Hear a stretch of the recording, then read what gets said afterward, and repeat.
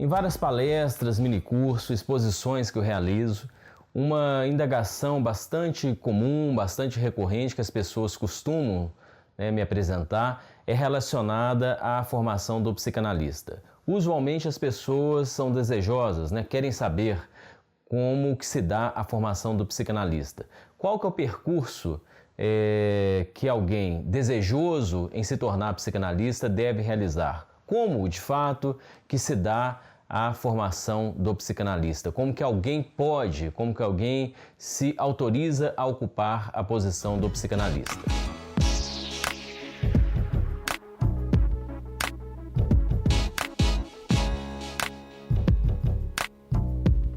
Bom, para respondermos a esta indagação, é fundamental que nós nos reportemos a Freud e especialmente ao diálogo estabelecido entre Jacques Lacan e a obra de Freud. Especialmente nesse contexto, nós, por exemplo, podemos nos reportar a uma obra de Freud muito importante sobre essa questão, chamada A Questão da Análise Leiga. É uma obra que Freud, é um texto que Freud desenvolve nos anos 20 do século passado. Neste texto, em que Freud argumenta sobre a formação do psicanalista, é fundamental que nós possamos depreender deste texto pelo menos três perspectivas. São três perspectivas fundamentais para a formação do psicanalista e estas perspectivas elas vão se entrelaçando, elas interagem entre elas mesmas e é exatamente a partir desse entrelaçamento que nós podemos pensar a formação do psicanalista. Pois bem, essas perspectivas quais são? Inicialmente, é fundamental que uma pessoa desejosa a se tornar psicanalista, que ela invista no campo conceitual da psicanálise. Então há essa dimensão do diálogo, do estudo, do conceito, da teorização, da familiaridade em relação ao repertório conceitual da psicanálise.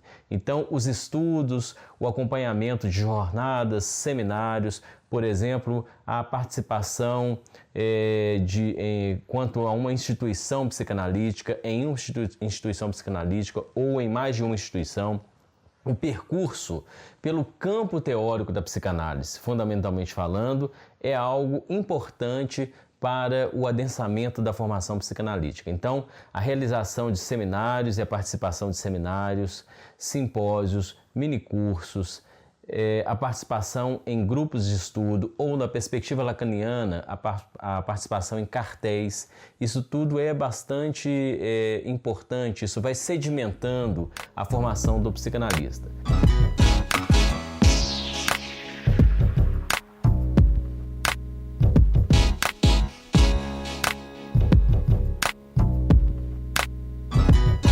Mas vejamos bem um ponto fundamental. Freud vai dizer exatamente que esta constituição do saber analítico, a partir da formulação teórica, não é suficiente para a formação psicanalítica.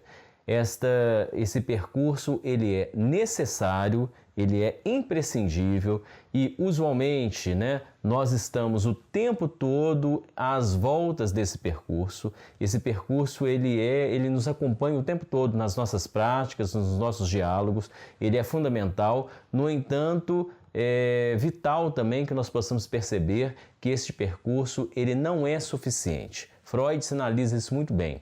Além dessa formação, que podemos chamá-la de teórica, de conceitual, epistemológica, é imprescindível que a pessoa desejosa de se tornar analista, que ela tenha uma experiência em relação à própria prática analítica, ou seja, que ela empreenda, que ela invista em sua análise.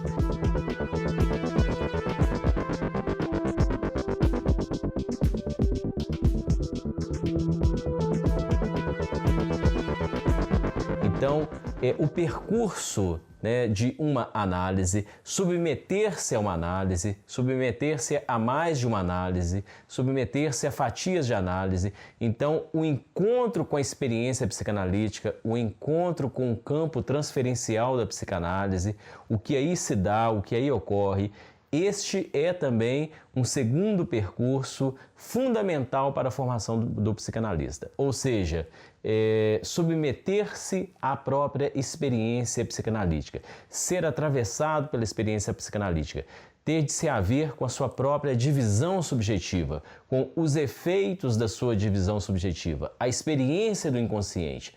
Esta é uma via importantíssima, não podemos abrir mão dessa via, não podemos esquecer dessa via.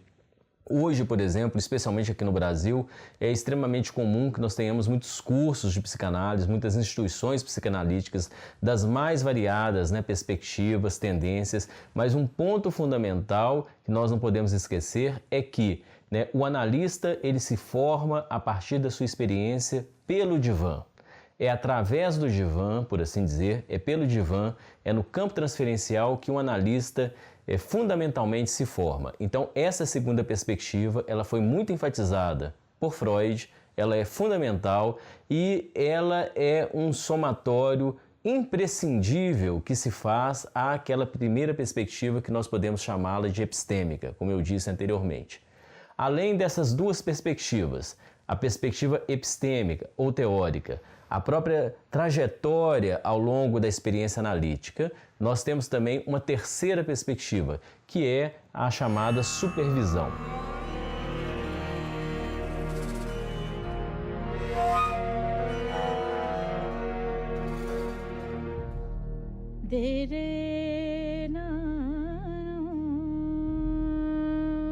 Ou seja, o analista, sobretudo o que está iniciando a sua prática, é importante, também é fundamental que ele consiga elaborar os fragmentos, elaborar os casos clínicos e dialogar acerca desses casos, produzir um saber, produzir um dizer acerca de sua prática diante de um outro analista usualmente mais experiente. Então a prática de supervisão, ou seja, a possibilidade de transmissão da experiência clínica, a supervisão tem a ver com isso, a possibilidade de fazer com que aquilo que se passa diante de um analista possa ser transmitido para um outro analista e, em última instância, possa ser transmitido para a comunidade de analistas.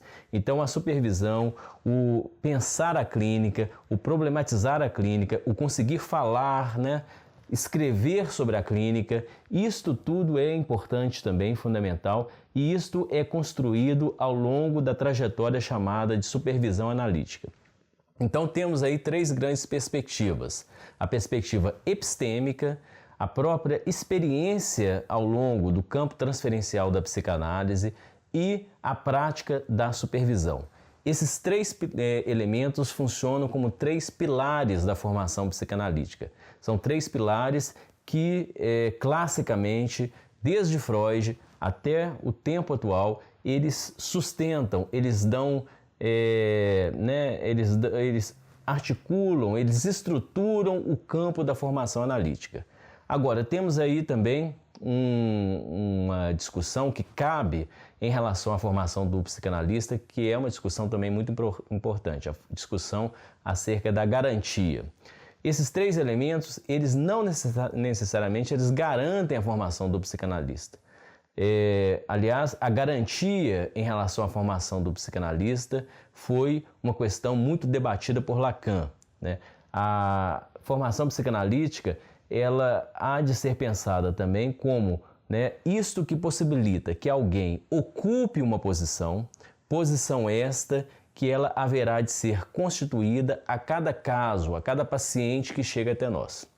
Então, não há garantias de que um psicanalista que foi psicanalista de um dado sujeito, de uma dada trajetória, também o seja de uma trajetória futura, de um outro paciente que nos procura. Ou seja, o que eu quero dizer é que a cada encontro, a cada momento entre analista e analisando, as condições para que haja psicanálise, elas haverão de ser postas em cena, postas em campo. Então nós temos que verificar que não é um diploma, não é uma quantidade de horas estabelecidas previamente, não é uma grade disciplinar, não é uma formação universitária ou para-universitária, paralela à universidade, que vai possibilitar que alguém de fato seja um psicanalista. O psicanalista, ele é, estritamente falando, uma posição. Toda essa formação prévia que eu anunciei, ela é imprescindível, ela é importante, mas são as condições do encontro, são as condições transferenciais, é o caso a caso que vai, de fato, possibilitar que haja ou não um psicanalista. Um psicanalista formado, por assim dizer, é sempre uma aposta de que haverá ali a psicanálise. Agora, o exercício da psicanálise, a prática da psicanálise depende de uma série de condições que dizem respeito a esse encontro e ao manejo transferencial do caso a caso. Então, nesse sentido, é que é importante que nós consideremos, por exemplo, toda a crítica e todo o exame que Jacques Lacan realiza em relação à formação do psicanalista, porque ele foi exatamente o psicanalista que começou a colocar em xeque, começou a se interrogar em relação a esses, às vezes, protocolos muito bem estabelecidos, muito rígidos em relação à formação psicanalítica, que ainda hoje vigoram entre nós, Como se o psicanalista ele obtivesse uma garantia a partir do momento que ele realizasse, por exemplo, tantas horas de estudos, tantas horas de análise e tantas horas de supervisão. Lacan vai dizer que não é exatamente aí que está, a formação analítica, ainda que ela passe por esses elementos, não há nenhuma garantia que uma pessoa, tendo percorrido essas horas, tendo percorrido, por exemplo, esses protocolos, esse programa de curso, inclusive tendo um diploma, não há nenhuma garantia que essa pessoa venha a ocupar de fato a posição do psicanalista e venha a operar a partir dessa posição. Aliás, essa posição analítica, em relação àquelas 3 perspectivas que eu acabei de mencionar, ela tem muita relação, ela tem uma relação direta exatamente quanto ao percurso que esse próprio sujeito faz em uma análise. Usualmente, o que nós percebemos é que um psicanalista ele consegue conduzir as suas análises até onde ele conseguiu avançar em relação à sua própria trajetória analítica. Então, esse é um ponto fundamental. O que decide muito a possibilidade de alguém ser analista é exatamente o que ele obteve, são os produtos, são as consequências que ele extrai de sua própria análise. Se ele avança significativamente em sua análise, isso sim é que pode lhe dar condições, não garantias, mas condições para que ele venha também a ocupar a posição analítica diante de terceiros.